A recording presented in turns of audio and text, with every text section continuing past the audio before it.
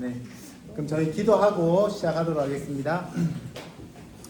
하나님 아버지, 오늘 하나님의 말씀, 특별히 성경의 첫 권인 창세기에 대해서 살펴보고자 합니다. 말씀을 깊이 이해하고 그 말씀이 우리의 삶에 녹아지는 시간 되게 하여 주옵소서. 예수님의 이름으로 기도합니다. 아멘. 네, 여러분 그 유인물 다 받으셨죠? 네, 다 받으시고, 그리고 혹시 PDF가 필요한 분은 그 산책 그 카톡방에 그 PDF 올려져 있거든요. 그래서 받으시면 되겠습니다. 자, 오늘 창세기 산책 같이 한번 살펴보도록 하겠습니다. 자, 한번 넘겨보시면요. 여러분 창세기 누가 지었죠? 창세기 이제 모세가 지었습니다. 모세가 창세기, 출애굽기, 레위기, 민수기, 신명기 그렇게 이제 5권을 지은 저자다. 그래서 뭐라고 부르죠? 모세 오경이다라고 부르죠. 자, 그러면 기록 연대는 어떻게 되냐면은, 그럼 창세기가 언제 기록됐을까요? 기원전 15, 16세기. 아, 그렇죠. 기원전 15, 16세기. 이때가 언제냐면은 모세가 살았을 그 당시입니다. 기원전 15, 16세기. 자, 그 말은 창세기는 아브라함 때 기록된 게 아니라 그로부터 훨씬 더 이후에 모세 때에 기록이 되었다라는 거죠. 여러분, 아브라함 성경 이제 연대를 볼 때 예수님이 오시고 난 다음에를 AD, 오시기 전을 BC라고 하죠. BC라고 하는데 500년마다 아주 중요한 성경의 인물들이 그렇게 이제 살았습니다. 그래서 BC 2000년, BC 1500년, BC 1000년, BC 500년마다 우리가 알만한 유명한 이제 성경의 인물이 살았는데, BC 2000년경에 누가 살았죠? 윤서? 아브람. 이거를 알아두면 좋아요. 500년마다 성경에 굵직굵직한 그런 이제 사건들이나 인물들을 이해하는데 도움이 됩니다. 그래서 기원전 2000년경에는 아브라함이 살았고, 그로부터 500년 이후에 누가 살았을까요? 모세. 아브라함은 이스라엘 민족의 시초라고 한다면은, 모세는 이스라엘 민족을 시작한, 나라를 세운 사람입니다. 그렇죠? 그래서 출애굽하면서 나라를 세우고 법을 주잖아요. 십계명이라는 법을 주면서 이제 부족 단위가 아니라 이스라엘 민족 단위의 역사가 시작된 게 바로 모세다. 그래서 모세는 굉장히 위대한 사람입니다. 이스라엘 백성들에게 있어서. 이 정도 모세만큼 아브라함 믿음의 조상이죠. 모세는 이스라엘이라는 민족을, 나라를 세운 사람입니다. 그렇죠? 이 이후에 이 정도로 위대한 사람이 나타날까 생각했는데, 어떻게 보면 모세보다 더 위대한 인물이 한 500년 뒤에 나타납니다. 그 사람이 누구죠? 유명하니까 여러분이 알만한 사람이에요. 그렇죠? 바로 다윗이죠. 다윗은 이스라엘 나라의 가장 이상적인 그런 나라의 모습을 이뤘던 사람이 바로 이 다윗입니다. 그래서 아브라함은 이스라엘 민족의 시초, 출발이라고 할 수 있고, 모세는 이스라엘 민족을 나라 단위로 세운 사람이고, 다윗은 그 나라를 어떻게 보면은 가장 이상적인 형태로 완성했던 인물이라고 할 수 있습니다. 그럼 500년 뒤에 누가 있죠? 500년 뒤에는 인물은 아니고 사건인데 잘 되고 있잖아요. 출발하고 민족 단위의 나라가 되고 가장 이상적인 형태로 그렇게 성장했어요. 이스라엘이. 그러니까 앞으로 더 잘 돼야 되죠. 근데 500년 뒤에 무슨 일이 있냐면은 이스라엘이 멸망합니다. 정확하게는 586년에 멸망을 해요.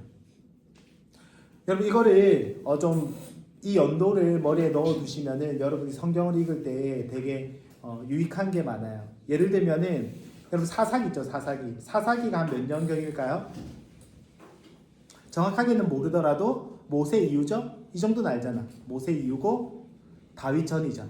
아, 사사기는 이때쯤이겠구나 라는 걸 알 수 있어요.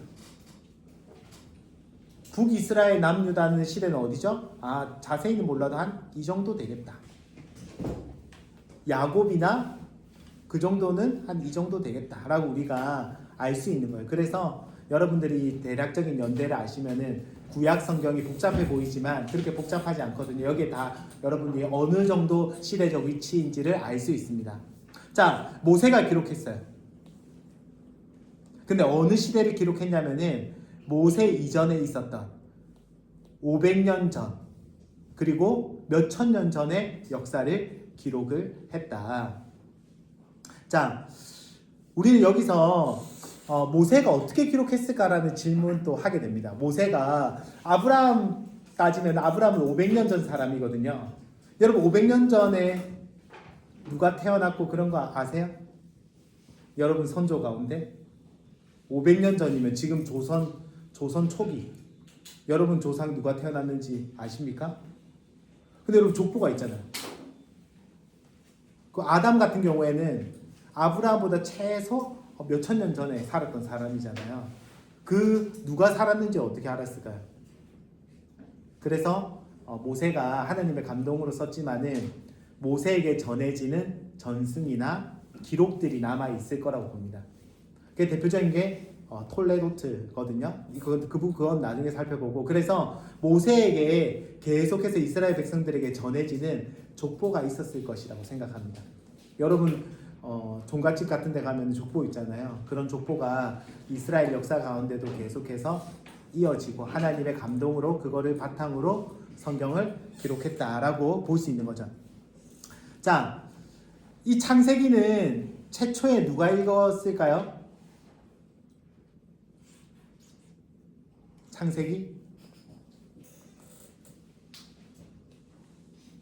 창세기는 다 있잖아요. 그렇죠? 출애굽 당시에 이스라엘 백성들이 읽었습니다. 여러분 원독자가 되게 중요해요. 성경을 최초로 읽은 사람이 누구냐가 성경을 바라보고 이해할 때에 되게 중요합니다. 예를 들면은 마태복음을 최초로 읽은 사람이 누굴까요?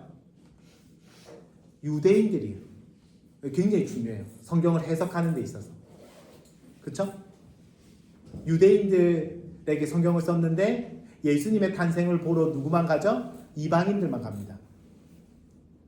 하나님의 유대인 제사장이나 서기관들은 아무도 예수님의 탄생을 보러 가지 않아요. 오로지 이방인들만 보러 가죠. 유대인 독자들에게 주고 싶은 메시지가 있는 거죠. 마태복음 제일 마지막에 어떻게 끝나죠? 모든 민족으로 제자를 삼아 아버지와 아들과 성령의 이름으로 세례를 베푸라. 너희는 가서 그렇게 끝나잖아요. 그래서 유대인 독자들에게 복음이 너희들에게만 머무는 것이 아니라 너희들을 넘어서 이방인에게도 복음이 전파된다라는 것을 우리가 이해하고 해석하는 데 있어서 원독자를 아는 게 굉장히 중요하거든요. 창세기도 마찬가지입니다. 우리가 창세기 읽을 때 그냥 그래 옛날 기록이구나 라고 읽을 수 있는데 이 창세기가 최초의 독자는 창세기를 읽은 최초의 독자는 이스라엘 백성이다라는 것을 이해하는 게 너무 중요해요. 왜냐하면 이 창세기를 이해하는 데 도움이 되기 때문에 그렇습니다. 자, 한번 생각해 볼게요. 자, 이스라엘 당시 창세기를 처음 읽었을 때 이스라엘 백성들의 상황은 어땠냐면은 출애굽 직후입니다. 그렇죠? 그들은 노예였어요. 이집트의 노예였어요. 그리고 한 400년 동안 노예로 살았어요. 그러면서 이스라엘 백성들의 정신, 머리 안에는 어떤 게 새겨져 있냐면 우리는 노예야. 누구의 노예죠? 신의 아들인 파라오의 노예라는 그런 정체성을 가지고 있었습니다. 그렇죠? 그리고 뭐라고 했냐면은 우리 돌아가자.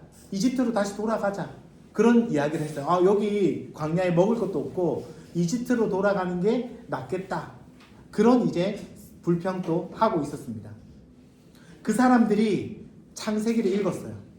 그 이스라엘 백성들에게 창세기를 들려줬습니다. 어떤 의미가 있었을까요? 너희는 노예가 아니야 라는 걸 말이죠. 너희는 노예가 아니야. 이집트 파라오의 노예가 아니야. 너희는 누구라고요? 하나님의 형상대로 지음받은 소중하고 가치 있는 존재야라는 것을 들려주는 거예요. 그래서 이 창세기는 여러분 이스라엘 백성들에게 복음과도 같은 거였죠. 우리들은 노예야. 파라오, 다 신의 아들이라고 스스로 이야기했잖아요. 자신은 라의 그런 아들이다. 아니면 태양신의 현현이다라고 생각을 했거든요. 그 태양신의 노예일 뿐이다라고 그렇게 어릴 때부터 듣고 성장하고 자라왔습니다. 근데 창세기를 보면서 충격에 받는 거죠. 아, 우리는 노예가 아니구나. 우리는 하나님의 형상이구나. 창세기 뒤를 읽으면은 어떤 게 있죠? 아, 우리는 노예가 아니라 하나님께서 특별히 택하신 민족이구나. 우리는 택함 받은 민족이구나 라는 것을 깨닫게 됩니다. 더 이상 이집트 땅에 살면 될까요? 아니, 우리는 하나님께서 약속하신 약속의 땅으로 가야 한다라는 것을 창세기를 보면서 이스라엘 백성들이 깨닫게 되었을 겁니다. 우리가 가야 할 땅은 약속의 땅이고 에덴을 회복하는 길이다 라는 것을 이스라엘 백성들이 창세기를 보면서 발견을 한 거죠. 새로운 정체성을 깨닫게 됩니다. 그래서 여러분 이스라엘 백성들이 창세기 1장을 읽었을 때의 충격은 아마 매우 컸을 거예요. 자, 이집트에서 생활했잖아요. 이집트에서 최고의 신이 뭐죠? 그죠? 라. 태양신입니다. 태양신 라가 최고의 신이에요. 자, 그런데 성경을 보는데 창세기 1장 1절을 보는데 태양신조차 뭡니까? 하나님의 피조물이에요. 태양조차. 태양신이 최고 신인 줄 알았는데 태양신조차 몇째 날에 지음 받았습니까? 넷째 날에 지음 받은 거예요.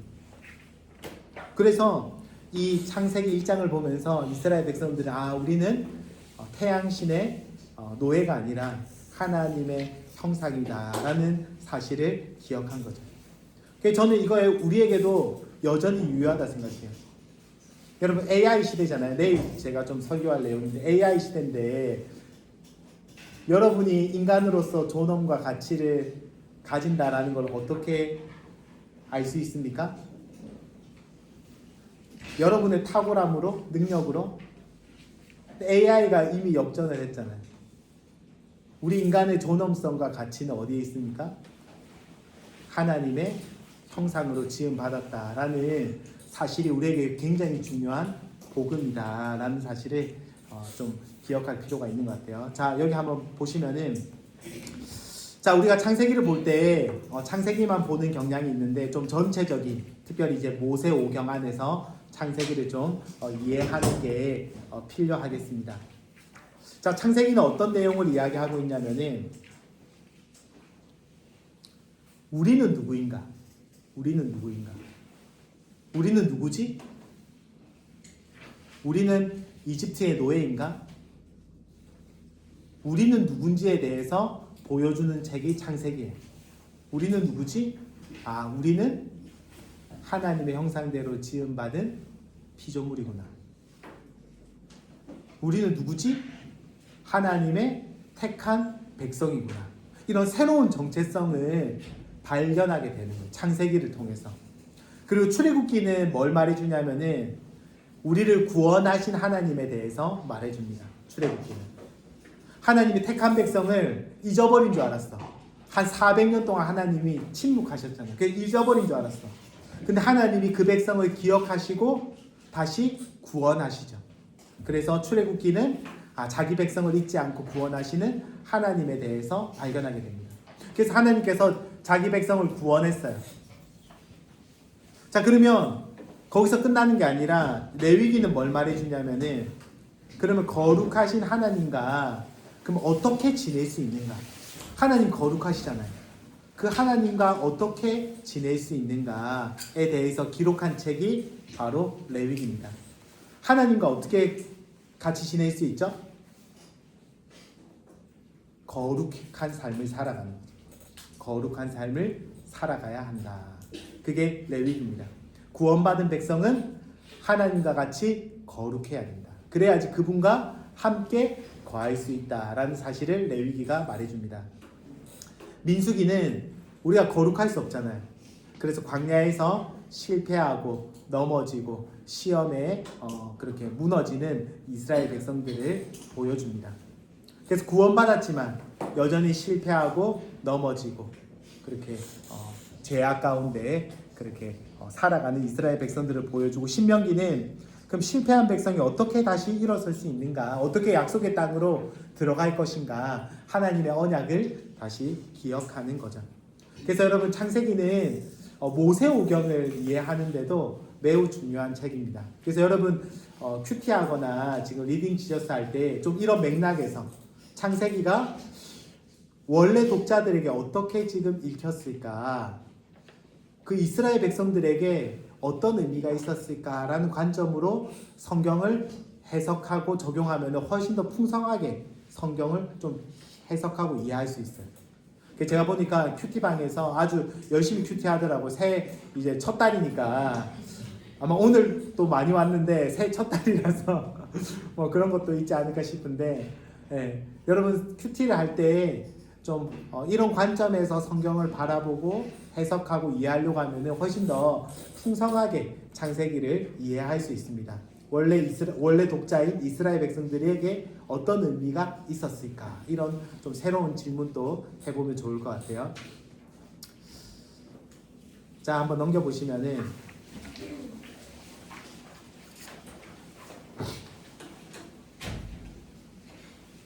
자, 옆에 작게 이제 제가 도표로 나눴는데, 창세기는 어떻게 보면 성경 전체에 있어서 서론과도 같거든요. 그래서 성경 전체를 어떻게 좀 이야기할 수 있냐면은 제일 앞에 2장이랑 제일 마지막에 2장에만 죄가 없습니다. 나머지는 다 죄가 있거든요. 그래서 성경을 샌드위치 구조라고 해요. 뭐가 감싸고 있냐면 죄가 없는 창세기 1장과 2장, 그리고 또 죄가 없는 요한계시록 21장과 22장이 딱 감싸고 있는 거예요. 그럼 그 안의 내용은 뭘까요?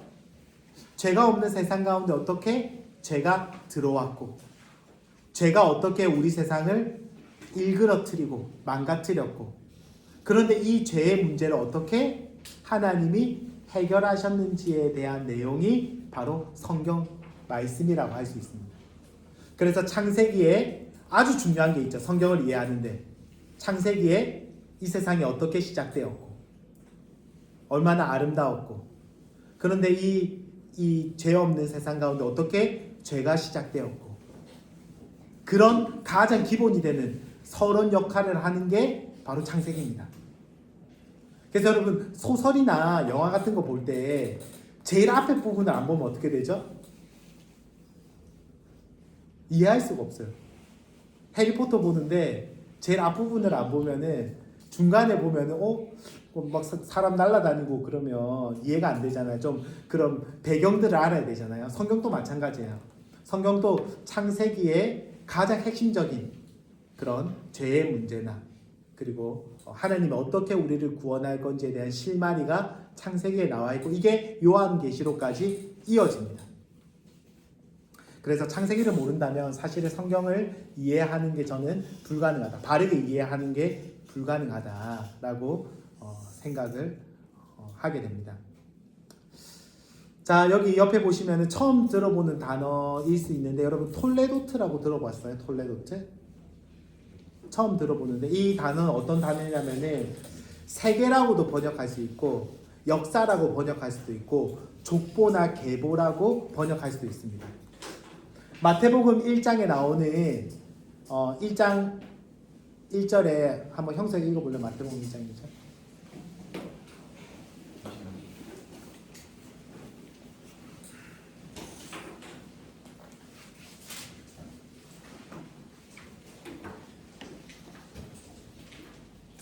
아브라함과 다윗의 자손 예수 그리스도의 기보라. 여기서 계보라는 이 단어가 이 톨레도트를 번역한 거거든요. 세계라고도 번역할 수 있고 역사라고도 할 수 있고 족보라고도 할 수 있고, 이 창세기는 여러분 10개의 톨레도트로 구성되어 있습니다.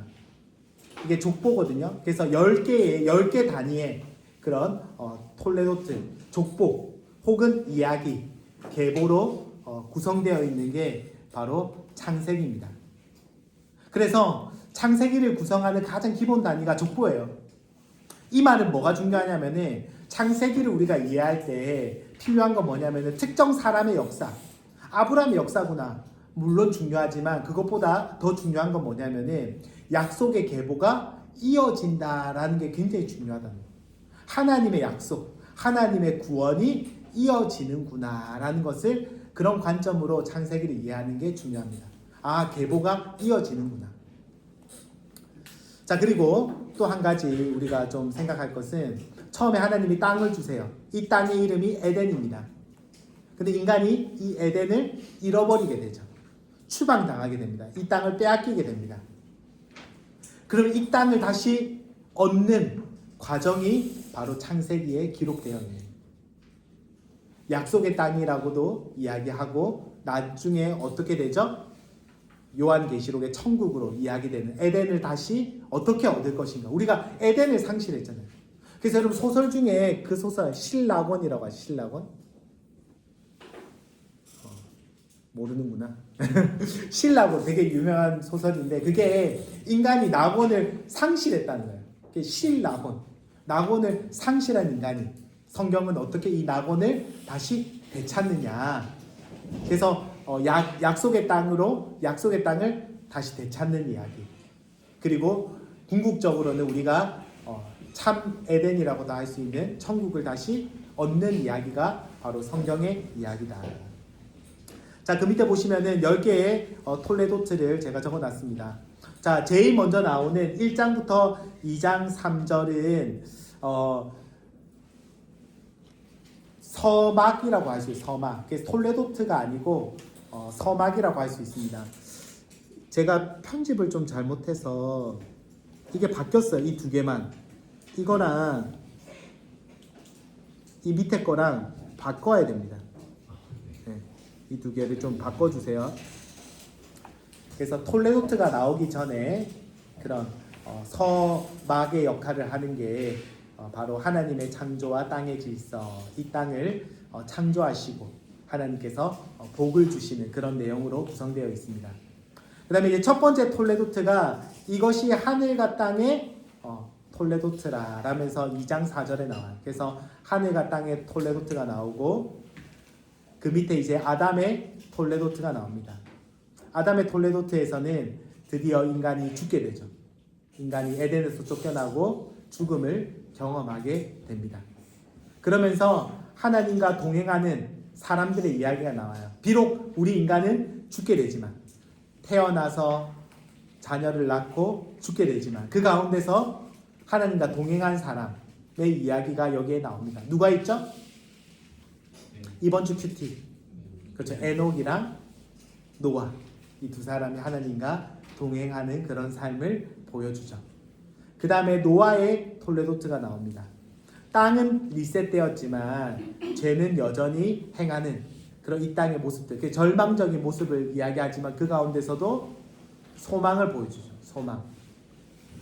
은혜 언약을 맺으면서 그 다음에 노아 아들의 톨레도트, 셈의 톨레도트, 데라의 톨레도트.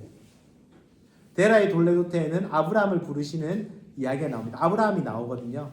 그래서 약속의 땅을 하나님께서 주시겠다라는 그런 이제 톨레도트가 있고 이스마엘의 톨레도트도 있어요. 이스마엘 약속의 아들이 아닌 이스마엘의 톨레도트도 있는데 언약의 스토리는 없습니다. 에서와 마찬가지로 언약의 스토리는 없고 하나님의 택한 백성은 아니게 되는 거죠. 하지만 세상적으로 번성한 그런 축복을 받는 그런 모습이 나와요. 하나님의 민족이 아닌 자들이 받게 되는 최고의 복은 어떻게 보면 받는 모습은 나오지만 그들이 언약 가운데 스토리는 없다라는 것을 보여줍니다. 그래서 그 외 이삭의 톨레도트, 야곱의 톨레도트, 그래서 10가지의 톨레도트로 구성되어 있다. 그 계보가 이어지는, 그 창세기를 이해할 때 중요한 것은 이 언약의 계보가 이어진다라는 관점으로 성경을 좀 창세기를 이해하는 게 좋을 것 같습니다. 자, 한번 넘겨보시면 이제 창세기 1장 한번 살펴보도록 할게요. 자, 이제 성경책 있는 친구들은 성경책을 좀 꺼내서 이제 살펴보도록 하겠습니다. 자, 창세기는 크게 두 분류로 나눌 수 있어요. 1장부터 11장까지 온 인류의 역사입니다. 온 인류의 역사. 그리고 12장부터 50장은 이스라엘 하나님의 택한 민족의 역사, 아브라함 그 가문의 역사가 12장부터 이어지는 거죠. 그래서 창세기 1장부터 11장은 원역사, 원시 역사라고도 하고 12장부터 50장은 아브라함 민족의 역사가 이어지고 있습니다. 자, 성경책에 가장 먼저 나오는 게 창세기 1장 1절인데 우리 한번 같이 읽어보도록 하겠습니다. 창세기 1장 1절 시작. 네, 성경은 아주 위대한 선언으로부터 시작하죠. 태초에 하나님이 천지를 창조하시니라. 제가 어릴 때 그 시험 많이 보잖아요. 첫째 날에 뭘 만드셨는지, 넷째 날에 뭐 만드셨죠? 뭐 그런 거 시험 막 보니까 그 외우기 되게 어려웠거든요. 근데 제가 그 신대원에 가서 이거를 외울 필요가 없겠구나라는 걸 깨닫게 됐습니다. 첫째 날부터 셋째 날은 하나님께서 나누시는 작업을 하세요. 나누시는 작업. 창세기 1장 1절에서 태초에 하나님이 천지를 창조하시죠. 그래서 영어 성경으로 하면은 God created in heaven and earth. 그래서 여기는 천국도 다 포함되는 겁니다. 하나님께서 우주를, 모든 우주를 창조하시죠. 그러면서 2절에 보시면은 땅이 나와요. 그래서 2절부터는 이 땅에 포커스를 맞춘 창조입니다. 그래서 하나님께서 천지를 창조하시고 첫째 날부터는 이제 땅에 초점을 맞춰서 창조가 이어지게 되는 거죠. 자, 첫째 날부터 셋째 날은 나누는 작업을 합니다. 자, 여러분 집을 짓는다 생각해 보세요. 여러분이 TV 너무 갖고 싶어. 80인치 TV. 그럼 TV부터 갖다 놓는 사람 있습니까? 지금 공터에. 근데 자기는 TV 너무 갖고 싶어. TV부터 딱 갖다 놓고 집 짓는 사람이 있습니까? 없잖아요. 집 지을 때 뭐부터 하죠? 안방 어디까지 안방이고 거실이고 나눠야 되잖아요. 화장실과 그리고 뭐 주방을 나눠야 되잖아요. 그리고 마찬가지입니다. 하나님께서도 이 세상을 창조하실 때 나누는 것부터 하세요. 그래서 하나님이 가장 첫째 날에 나누신 게 빛과 어두움을 나누십니다.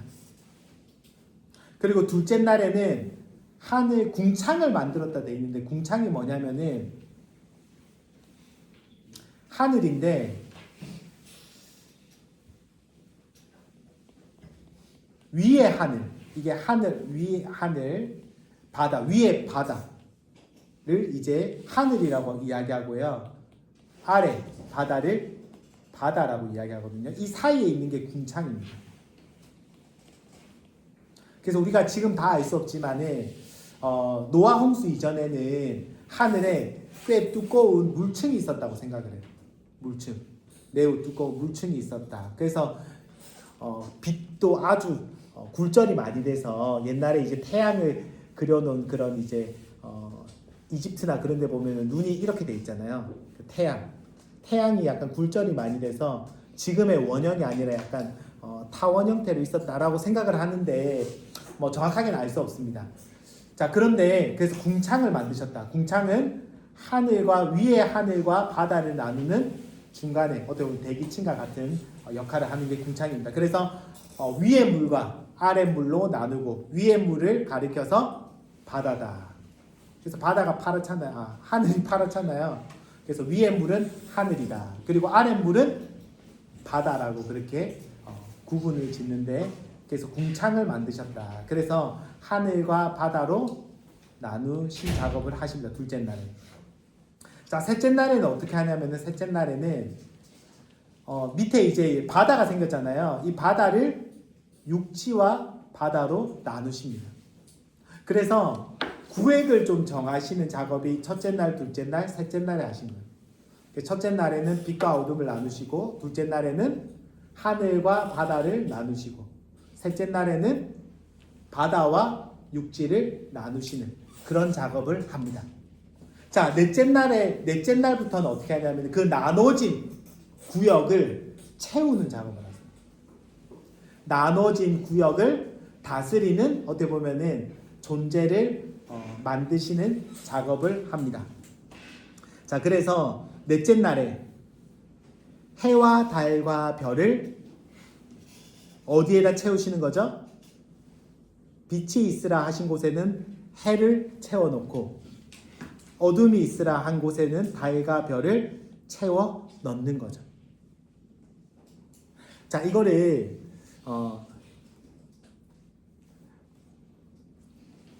우리가 이제 지구가 먼저 있었을까요? 태양이 먼저 있었을까요? 창원이 어떻게 생각해요? 지구가 먼저 존재했을까? 태양이 먼저 존재했을까? 태양. 태양은 넷째 날에 만들어졌는데? 근데 저는 생각을 했어요. 왜냐면은 현대 이제 과학으로 천문학에서 볼 때는 태양이 먼저 존재하고 거기서 이제 떨어져 나오거나 그렇게 이제 지구라고 생각을 하잖아요. 그래서 제가 교수님한테 질문을 했습니다. 넷째 날에 그럼 태양이 만들어진 거냐? 근데 교수님의 저희 신대원 교수님의 해석은 그거예요. 넷째 날에 해가 만들어졌다라고도 해석할 수 있지만 이거는 한번 넷째 날에 볼까요? 한번 창원이 읽어볼래요?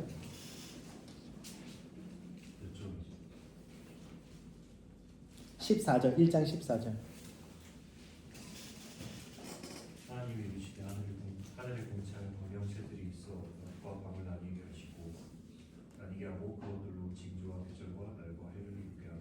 네, 여기 보시면은 하나님이 이 해와 달과 날에 그걸 이제 그 전에는 그런 지금 우리가 있는 해와 달과 날의 그런 경계가 지금과는 달랐는데 넷째 날에 해와 달과 날의 경계가 정해진 날로 해석할 수 있다라고 이야기를 해주셨거든요. 저는 이런 해석도 여러분들이 알면 좋을 것 같아요. 그래서 넷째 날에 태양이 만들어졌다라고 해석한 사람도 있어요. 창조를 믿는 사람들 중에. 하지만 넷째 날에 지금 우리가 알고 있는 해와 달과 날의 시간의 그런 세팅이 이루어진 때로 해석할 수도 있다라는 것을 좀 알면 좋을 것 같아요. 왜냐하면은 여러분 우리가 이 천지창조의 하루를 지금의 하루라고 해석하는 것은 좀 어려운 문제가 있습니다. 왜냐하면은 여러분 태양과 달이 넷째 날에 세팅이 됐잖아요. 그러면 셋째 날, 둘째 날에는 그러면 어떻게 되는 거죠? 지금의 하루가 아니잖아요. 그러니까 그런 개념 자체가 사실은 그 창세기 창조에서는 그래서 지금은 조금 긴 지구론을 생각하는 사람들도 많이 있습니다. 좀 이해가 되세요? 그래서 넷째 날에 해와 달과 별이 이때 이제 날이 세팅이 되었다라는 해석이 존재하고 그런 해석을 이제 바탕으로 했을 때 셋째 날도 좀 이해할 수 있어요. 왜냐면은 그럼 태양이 없는데 그 나무와 채소들이 자랄 수 있을까 그런 이제 생각도 우리가 해볼 수 있잖아요. 그래서 그 전에 이제 태양은 있었지만 그런 해와 날과 별의 그런 세팅들 지금의 시간적 단위로 이제 하나님이 정하신 때가 바로 넷째 날이다라는 해석도 존재한다. 자, 다섯째 날. 자, 둘째 날에 무엇과 무엇을 나눴죠? 하늘과 바다를 나누셨죠. 그럼 그 공간을 채워 넣는 거예요. 새는 하늘, 물고기는 바다. 자, 셋째 날에 육지가 생겼잖아요. 바다는 있었으니까 원래. 이 육지에다가 육지에 사는 동물들을 채워 넣는 거죠. 그리고 마지막으로 하나님이 사람을 만드셨다. 하나님이 가장 만들고 싶은 존재는 사람이었어요. 근데 제일 마지막에 만들죠. 왜냐하면 제일 먼저 만들었으면 어떻게 될까요? 사람을 제일 먼저 만들었으면 죽겠죠. 네, 맞아. TV 너무 가지고 싶어. 제가 TV를 가지고 싶은 거 아니에요. 근데 TV를 너무 가지고 싶어.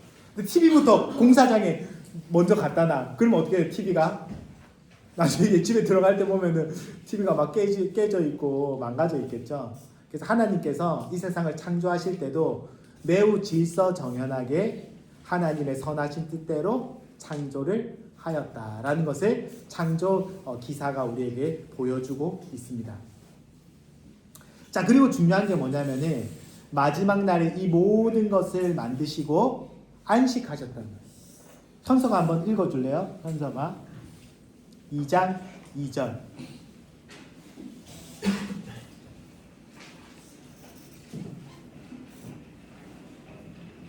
자, 순서대로 이렇게 읽습니다. 자.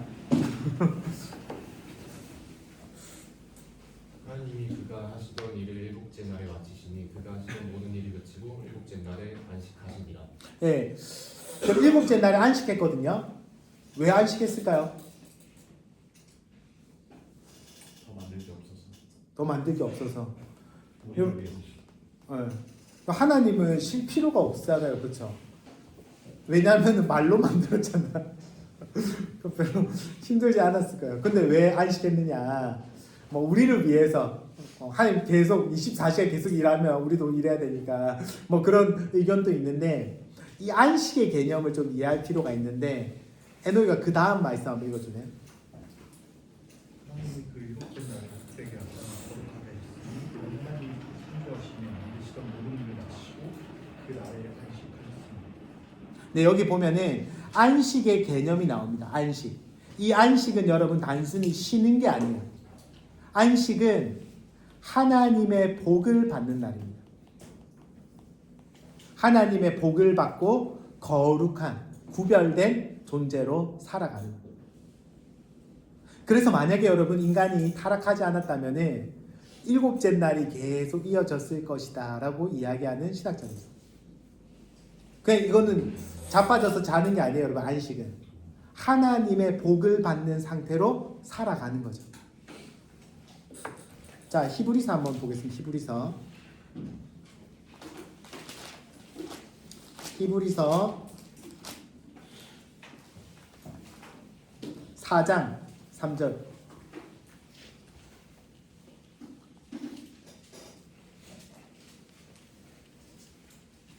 문제 찾을 수 있나요? 네.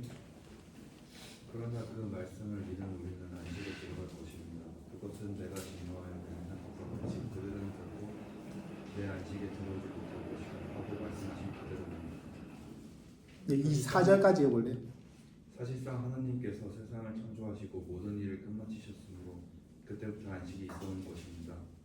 일곱째 날에 관해서는 어딘가에서 하나님께서 일곱째 되는 날에는 그 모든 일을 마치고 쉬었다 하였고 네, 이어서 또 이곳에서는 다시 그들은 결코 내 안식에 들어오지 못할 것이다. 네, 이 아주 중요한 안식의 신학인데 안식이 일곱째 날에 우리가 빼앗기게 된 거예요. 왜냐하면은 그냥 날이 지나서 빼앗겼다라고 이야기하지 않고 히브리서 저자는 어떻게 얘기하냐면은 우리가 범죄함으로 안식을 잃어버렸다는 거예요. 하나님의 복을 받는 상태가 상실된 거죠. 그런데 우리가 다시 안식에 들어가게 되었다라고 이야기합니다.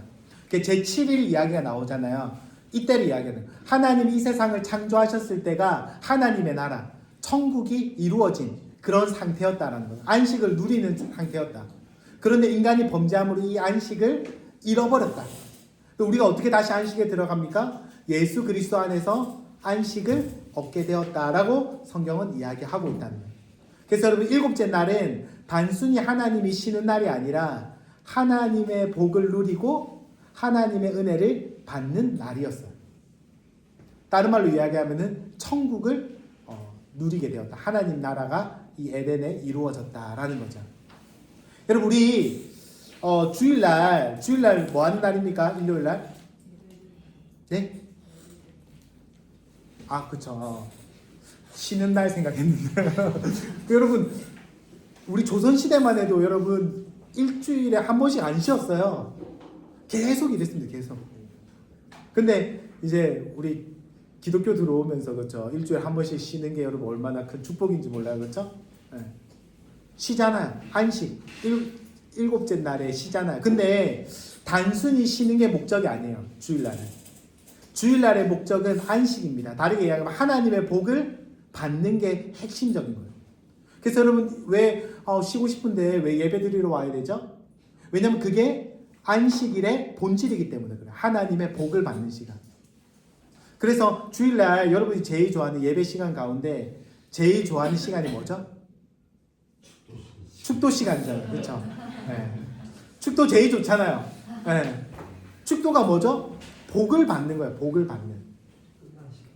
그래서 우리가 안식일 어떻게 보면 주일의 핵심은 쉬는 게 아닙니다. 단지 주일의 핵심은 하나님의 복을 받고 하나님과의 관계가 회복되고 하나님과 동행하는 그 시간을 누리는 거죠.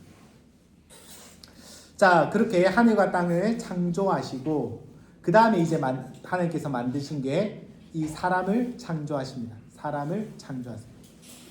자, 한번 읽어볼까요? 수학 한번 읽어볼까요? 1장 27절. 하나님이 자기 형상으로 하나님의 형상대로 사람을 창조하시되 남자와 여자를 창조하시고. 네, 여기 보시면은 하나님이 창조하셨다. 근데 어떻게 창조하셨죠? 자기 형상 곧 하나님의 형상대로 만들었다. 여러분 여기 형상이라는 단어가 헬라어로 뭐냐면 아이콘입니다. 아이콘. 여러분 아이콘이 뭐죠? 아이콘? 아이콘이 이거잖아요. 여기 안 뜨네. 휴대폰에 보면은 아이콘을 누르면 어떻게 되죠? 예를 들어서 카카오톡 아이콘을 누르면 어떻게 됩니까? 그렇죠. 카카오톡으로 들어가죠. 그게 아이콘의 의미예요. 그 아이콘을 통해서 그 본질을 알 수 있는 거죠. 자, 그러면 하나님의 형상, 하나님의 아이콘, 인간은 하나님의 아이콘이라는 게 무슨 뜻일까요? 우리를 통해서 하나님과 그렇죠. 자, 우리가 하나님의 아이콘이잖아요. 그러면 어떻게 되냐면은 우리를 바라보면은 누구를 알 수 있는 거죠? 하나님을 알 수 있게끔 만든 거예요. 충격받았어. 하나님이 그런 분이었어? 그런 이제 충격받는데 영은이를 바라보면은 영은이를 통해서 하나님을 만날 수 있다. 그게 하나님의 형상대로 지음 받았다라는 의미입니다.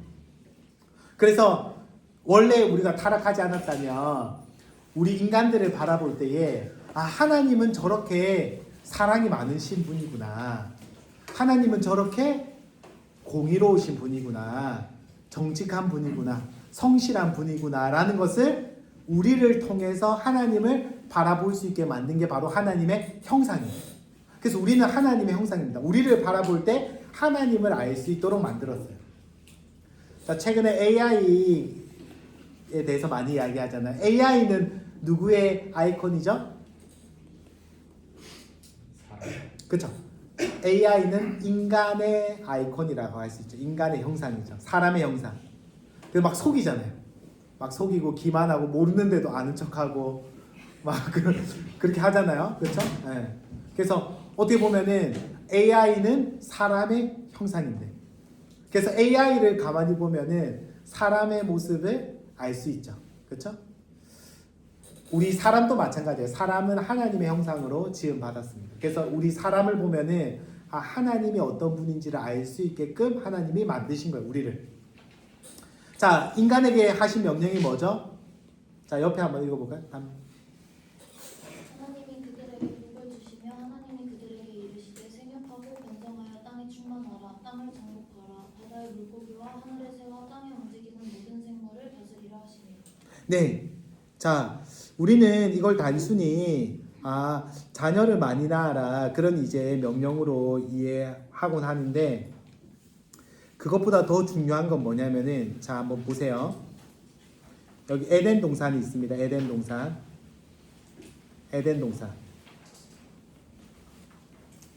여기에 하나님의 형상이 살고 있어요. 여기 에덴 동산에 사라졌다. 자, 하나님의 형상이 살고 있습니다. 자, 그런데 생육하고 번성하고 하나님의 형상이 땅에 충만하게 되면은 어떻게 되죠? 이 세상 어디를 보아도 누구의 형상을 볼 수 있을까요? 하나님의 형상을 볼 수 있게끔 되는 거예요.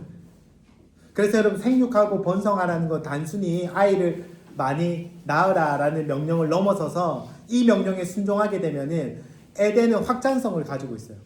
천국은 에덴은 원래부터 어느 지역에 그냥 갇혀진 게 아니라 인간이 하나님의 말씀에 순종하게 되면은 하나님의 나라 천국이 확장되게끔 그렇게 하나님께서 만드셨습니다.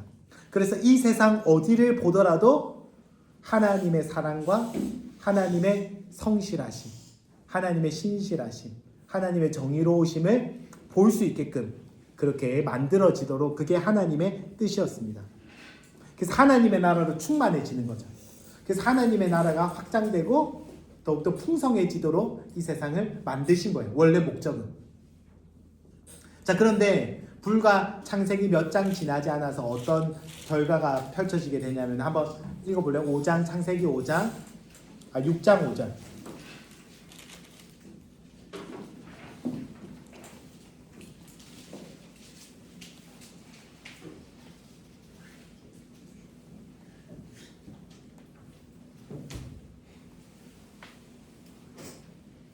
여호와께서 사람의 죄와 이 세상에 가득한 바 그의 마음으로 생각하는 모든 계획이 항상 악할 뿐임을 보시고.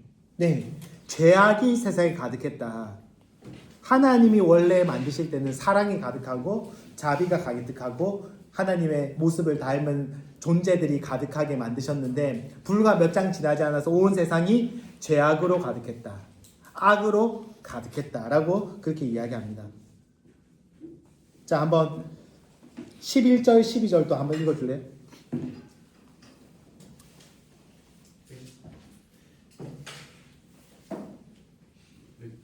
11절, 6장 11절. 그때 온 땅이 하나님 앞에 부패하여 포악함이 땅에 가득한지. 그렇죠. 부패하고 포악함이 가득했다라고 기록을 합니다. 여러분, 하나님이 원래 만드실 때는 이런 목적으로 만드신 것이 아니에요. 생육하고 번성하고 땅에 가득하게 되면은 하나님의 형상, 하나님의 사랑, 하나님의 아름다운 모습으로 이 세상이 가득하도록 만드셨는데 불과 창세기 몇 장 지나지 않아서 온 땅에 뭐가 가득했냐? 죄악, 악, 부패와 포악함으로 온 세상이 가득하게 되었다라고 그렇게 기록을 하고 있습니다. 왜 그렇게 됐을까요, 여러분? 이게 원래 하나님께서 이 세상을 만드신 목적이 아니었어요. 근데 이 세상에 이런 부패와 포악과 죄악으로 가득하게 되었다. 하나님이 원래 이 세상을 만드신 목적과는 전혀 다른 목적으로 이 세상이 망가져 있었다는 거예요. 왜 이렇게 됐을까요? 바로 창세기 3장에서 그 대답을 하고 있습니다. 창세기 3장. 그럼 이거는 굉장히 중요한 문제예요. 이 세상에 왜 악이 존재하는가? 악의 존재. 왜냐하면 고통이 왜 존재하는가? 그게 굉장히 중요한 문제거든요. 여기에 대해서 성경이 우리에게 답을 해주고 있는데 그게 창세기 3장입니다. 자, 선악과가 이제 나오는데 이제 한번 읽어볼까요? 유신이 한번 3장 쭉 한번 읽어주시죠. 한번 그냥 읽어보세요. 그런데 뱀은 여호와 하나님이 지으신 들리는 중에 가장 강도하니라. 뱀이 여자에게 물어 이르되 하나님이 땅으로 너희에게 등산 모든 나무의 열매를 먹지 말라 하시더라. 여자가 뱀에게 말하되 등산 나무의 열매를 우리가 먹을 수 있으나 등산 중앙에 있는 나무의 열매는 하나님의 말씀에 너희는 먹지도 말고 만지지도 말라. 너희가 죽을까 하노라 하셨느니라. 뱀이 여자에게 이르되 너희가 결코 죽지 아니하리라. 너희가 그것을 먹는 날에는 너희 눈이 밝아져 하나님과 같이 되어 선악을 알 줄 하나님이 아시니라. 네. 자, 여기 보면은 뱀이 이제 유혹을 합니다. 뱀이 이제 사람을 특히 이제 하와를 이제 유혹하는데 어떻게 유혹하냐면은 하나님이 좋은 분마저 그렇게 하나님이 선한 분마저 하나님이 선하신 분마저 그렇게 이제 유혹을 해요. 그게 유혹의 뱀이 지금도 우리에게 말하는 유혹이 바로 이 유혹이죠. 하나님이 좋은 분 맞아? 하나님이 선하신 분 맞아? 아닌 것 같은데? 그래서 어떻게 이야기하냐면 그렇게 이야기하죠. 동산 모든 나무의 열매를 먹지 말라고 하셨어? 하나님 너희의 자유를 빼앗고 너희가 하고 싶은 거 못하게 하는 그런 분 아니야? 그렇게 이제 질문 던진 거죠. 근데 원래 하나님 뭐라고 말씀하셨죠? 한번 볼까요? 2장입니다. 2장 16절. 한번 창원이 한번 읽어볼래요? 여호와 하나님이 그 사람에게 명하여 이르시되 동산 각종 나무의 열매를 내가 너희로 먹되 네, 하나님 어떻게 하면 너가 마음껏 먹어라. 동산에 있는 모든 열매를 마음껏 먹어라. 단지 선악과는 먹지 말라. 그렇게 말씀하신 분이에요. 왜냐하면 그 선악과를 먹는 게 너희한테 좋지 않기 때문에 그렇게 말씀하신 분이에요. 근데 뱀은 어떻게 왜곡시키죠? 하나님 너희한테 먹지 말라고 하는 그런 분 아니야? 라고 하나님이 너희한테 좋은 분이 맞아 라고 하나님의 선하심을 왜곡시킵니다. 지금도 마찬가지예요. 뱀이 어떻게 우리를 유혹하죠? 하나님이 너한테 좋은 분 맞아? 너한테 이런 일을 주셨는데 좋은 분 맞아? 하나님이 너의 길을 잘 되게 안 해주시는데 그래도 너한테 선한 분 맞아? 아닌 것 같은데? 하나님은 좋은 분이 아닌 것 같은데? 그렇게 이제 유혹하는 거죠. 하나님의 선하심을 왜곡시키고 비트는 거죠. 그러니까 여자가 어떻게 대답하냐면 말씀을 축소시키고 확대시킵니다. 무슨 말이냐면은 말씀을 정확하게 몰랐어요. 그래서 만지지 말라라는 말을 하나님 말씀 안 했거든요. 근데 만지지 말라라는 걸 더합니다. 하나님 말씀에서 만지지 말라는 것을 더하고 그리고 죽을까 하노라 정령 죽으리라 말씀하셨는데 죽을까 하노라로 축소시켜요. 그래서 여러분 우리가 넘어질 때 말씀을 확대시키거나 축소시켜서 말씀을 정확하게 모를 때에 우리가 넘어질 수 있어요. 왜곡시키는 거죠. 말씀을 이 정도 죄는 괜찮은 것 같아 라고 축소시키거나 아니면은 저건 안 돼 라고 다른 사람을 비판하거나 죄도 아닌데 비난하거나 그렇게 확대시키는 그런 형태로 우리가 반응할 때가 있습니다. 자, 말씀을 정확하게 이야기하지 못하자 어떻게 하냐면은 4절에 너희 그거 먹는다고 죽지 않아. 이제 대놓고 거짓을 말하는 거예요. 너희 죽지 않을 거야. 그러면서 뭐라고 이야기하냐면은 하나님같이 되어 선악을 알게 될 줄 하나님이 아시고 너희가 먹으면 하나님처럼 될 거니까 먹지 말라고 하신 거야. 하나님이 손해니까 자기처럼 되니까 먹지 말라고 하신 거야 라고 거짓말을 하는 거예요. 그래서 여러분 뱀의 유혹의 아주 중요한 포인트는 뭐냐면은 하나님이 선하신 분이 아니다. 하나님은 좋은 분이 아니다 라고 그렇게 이야기하는 거죠. 자, 우리 여기서 좀 중요한 질문들을 좀 할 필요가 있는데요. 이런 질문들 여러분 해본 적 있습니까? 왜 선악과를 만들었냐? 안 만들면 차라리 편하게 살 텐데 왜 선악과를 만들어 가지고 이 지경이 되었나? 그런 질문 해본 적 없습니까? 안 만들었으면 이렇게 안 됐을 텐데 왜 만들어 가지고 선악과를 왜 만들어 가지고 이렇게 죄짓게 만들고 고생하게 만들고 일한다고 힘들고 왜 이렇게 선악과를 괜히 만들어 가지고 이런 고생을 하는 게 아닌가 그런 질문 해본 적 없나요? 나만 있나? 자, 왜 만드셨을까요? 두 가지 이유로 저는 생각을 이제 정리를 했는데 첫 번째는 자유의지를 주시기 위함입니다. 예를 들어서 북한에서 김정은 비판할 수 있습니까? 김정은이 얘기하는데 비판할 수 있어요? 비판할 수 없죠. 네. 그게 비판할 수 있다 하지만 비판할 수 없잖아요. 네. 마찬가지예요. 우리가 만약에 하나님을 거부하고 거역할 수 없다라고 한다면은 하나님은 김정은 같은 사람이 되는 거예요. 분이 되는 거예요. 자기를 거부하고 거역할 수 없다라고 한다면은 하나님은 굉장히 우리를 통제하는 그런 분밖에 되지 않습니다. 예를 들면 그런 거예요. 누군가를 사귀는데 헤어질 자유가 없어. 그럼 어떨까요?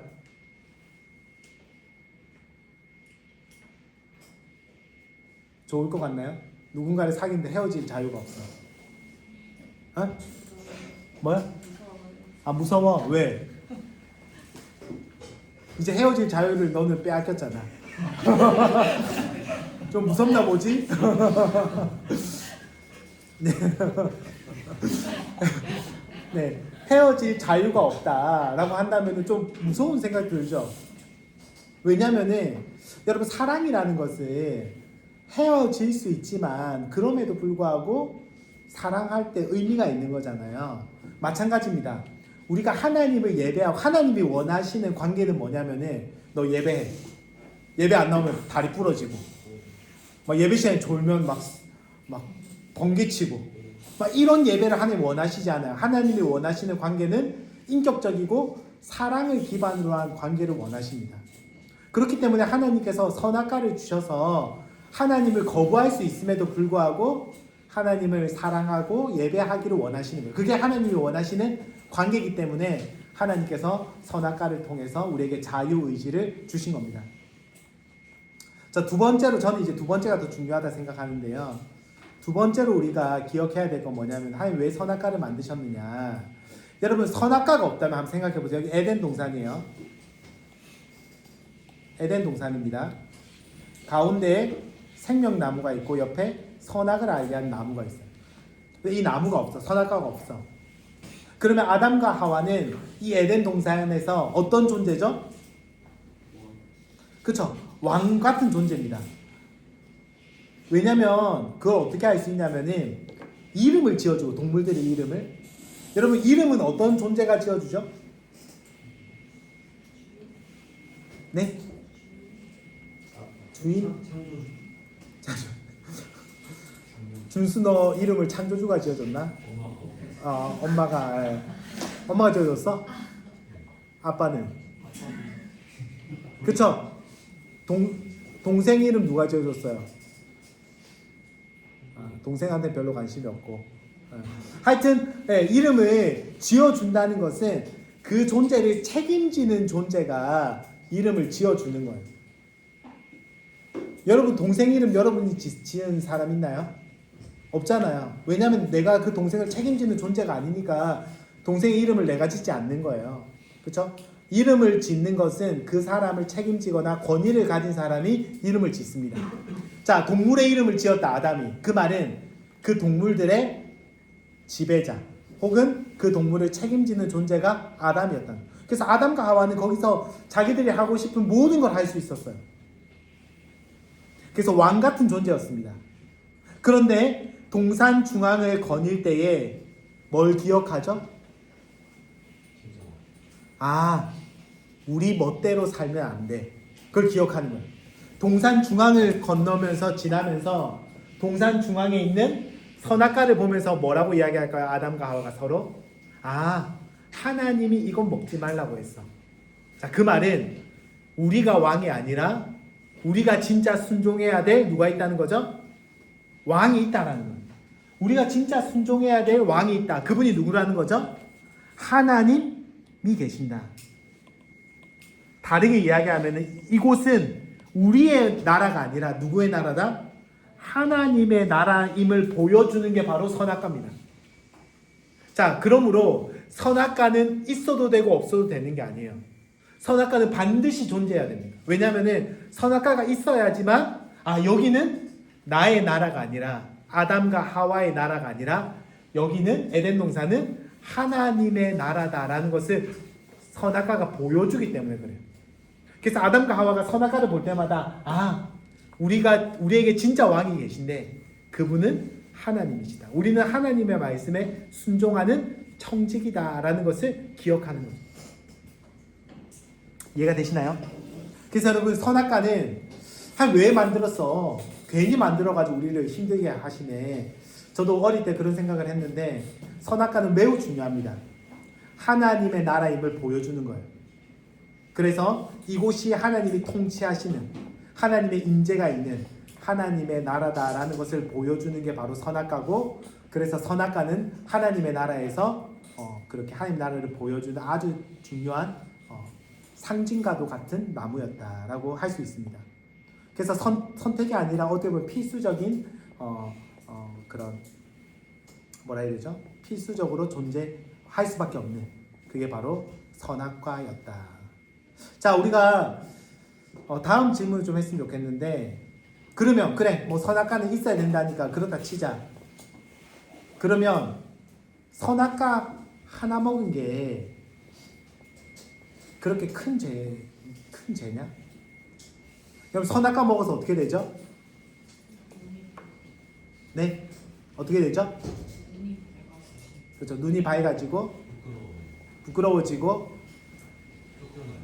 그렇죠. 에덴 동산에서 쫓겨나게 되죠. 그리고 일하는 게 이제 고통이 되는 거예요. 일하는 게. 그전에는 막 일하면 즐거웠는데 이제는 일하면은 일이 고통이 되죠. 우리가 경험하고 있는 것처럼 빨리 퇴근하고 싶고, 그렇죠? 일하는 게 고통스럽고, 그리고 자녀를 낳을 때 해산의 아픔을 느끼게 돼요. 근데 거기서 끝나는 게 아니라 죽음을 경험하게 돼요. 죽음. 그리고 하나님의 심판을 그렇게 경험하게 돼요.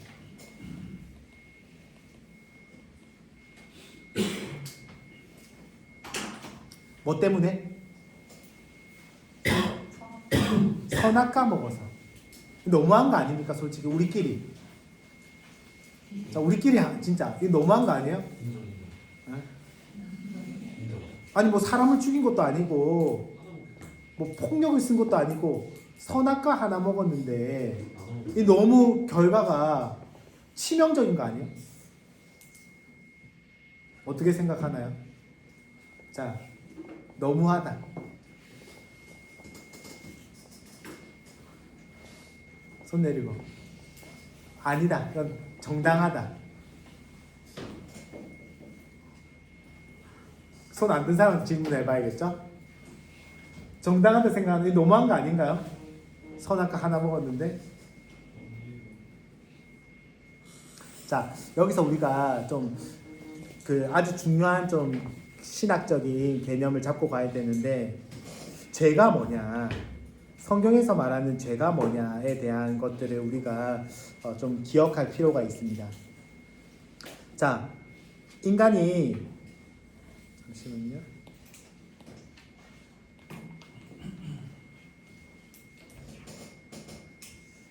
인간이 죄를 짓기 전 인간의 마음이에요. 마음에, 자, 죄를 짓기 전에는 우리 마음의 왕, 다르게 얘기하면 주인이 누구였죠? 하나님입니다. 하나님이에요. 하나님이 우리 마음의 주인이에요. 자, 그런데 죄를 짓고 난 다음에 선악과를 먹는 순간 우리는 죄하면 어떻게 생각하냐면은, 죄하면은 어떤 행동을 많이 생각합니다. 내가 예를 들어 하준이를 때리거나 아니면 하준이가 나를 욕하거나, 그런 일은 전혀 없지만 아니면 누구 물건을 훔치거나 그런 행동을 많이 생각하는데, 성경에서 말하는 죄는 뭐냐면은 행동이 아니라 우리 마음의 주인이 바뀐 상태죠.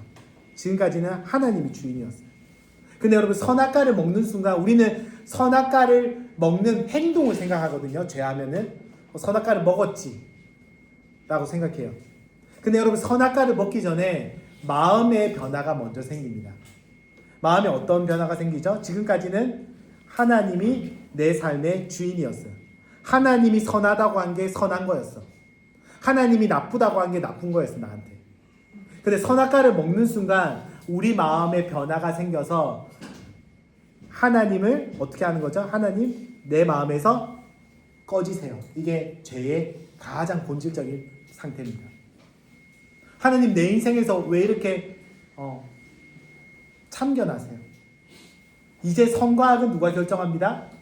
내가 결정합니다 라는 게 죄의 가장 본질적이에요. 내가 내 인생의 주인이 되는 거예요. 왕이 되는 거예요. 하나님은 그렇게 말했어요. 하나님은 동생을 사랑하는 게 좋은 거다라고 말씀하셨어요. 근데 여러분 죄를 짓고 난 다음에 가인은 어떻게 생각하죠?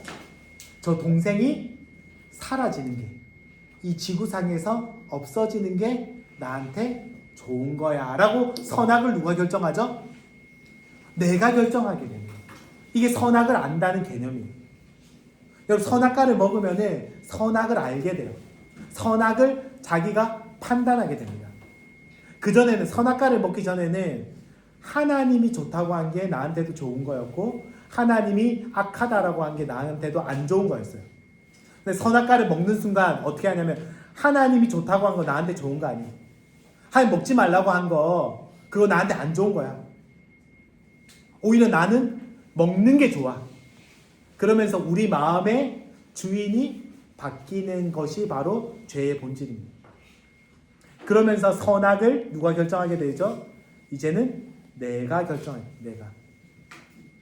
그래서 여러분 성경에서 말하는 죄는 단순히 행동이 아니라 마음의 상태예요. 누가 주인이 된 거죠? 내가 내 인생의 주인이 된 게 성경에서 말하는 죄의 본질입니다. 여러분 이걸 이해하지 못하면은 우리가 기독교의 진리나 복음을 굉장히 왜곡해서 이해할 수가 있습니다. 죄를 우리는 대부분 어떻게 생각하냐면은 행동으로 생각해요. 행동. 뭐가 있죠? 거짓말 있고 폭력, 사기, 뭐 있습니까 또?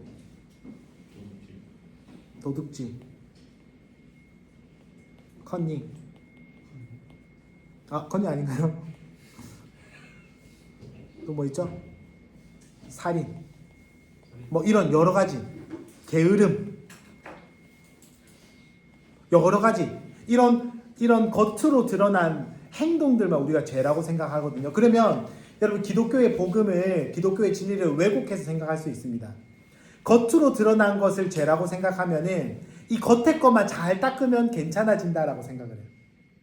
그래서 우리가 구원받는 방법을 어떻게 생각하냐면은 죄 안 짓고 착하게 살면은 구원받을 수 있다라고 생각할 수 있습니다. 하지만 여러분 기독교에서 말하는 죄는 마음 깊숙한 곳에 내가 내 인생의 주인이 되어서 나를 위해서 모든 것을 결정하는, 이게 죄의 가장 뿌리입니다. 뿌리. 여러분 왜 거짓말하죠? 닌텐도 몇 시간 했어? 저희 애한테 탁 질문하면 거짓말을 가르친 적이 없거든요. 근데 갑자기 애가 눈빛이 약간 흔들리더니 10분이요. 1시간 동안 하고 있는 건데. 예를 들면 여러분 거짓말 왜 합니까? 더 하기 위해서. 더하기 위해서. 뭐 더하기 위해서 할 수도 있지만 거짓말 이유는 자기를 위해서, 벌을 안 받기 위해서, 혼이 안 나기 위해서. 누가? 내가. 왜 폭력을 씁니까? 왜 때리죠? 정의 실현을 위해서 때리나요? 대부분 내가 내 마음에 안 드니까 때리는. 왜 사기를 치죠? 내가 돈을 더 얻기 위해서. 왜 도둑질 합니까? 왜 컨닝을 합니까? 왜 살인을 저지르죠? 왜 게으름을 피웁니까? 죄의 형태는 다 다르지만 이 죄가 내 마음 깊은 곳에서 뿜어져 나온다는, 이게 여러분 성경에서 말하는 우리의 문제예요. 그래서 여러분 죄는 행동의 문제가 아니라 우리의 존재의 문제예요. 우리 마음 깊은 곳에서부터 죄가 어떻게 되는 거죠? 뿜어져 나오는 거예요. 마치 먹물처럼. 잘 닦았어. 잊혀져. 근데 어느 순간 또 어떻게 되죠? 미움, 시기, 음란한 마음, 이런 것들이 우리 마음에서 뿜어져 나온다는 거예요.